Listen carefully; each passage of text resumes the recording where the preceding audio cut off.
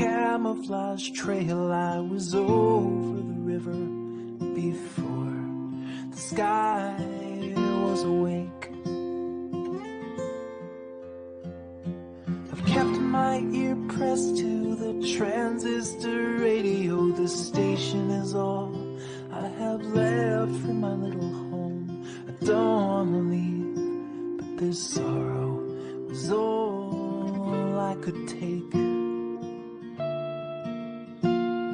The staticky voice through the crackling speaker has followed me all the way here. The longer I go, we both will get weaker till one of us just disappears. I don't want to go, but my duty is stronger than fear.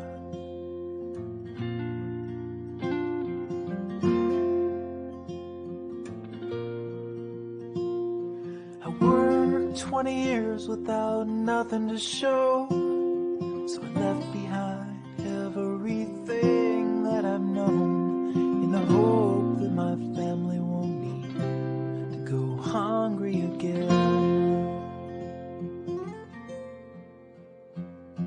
They stopped me the last time I tried this migration. I'm the overflow man in this melting pot nation.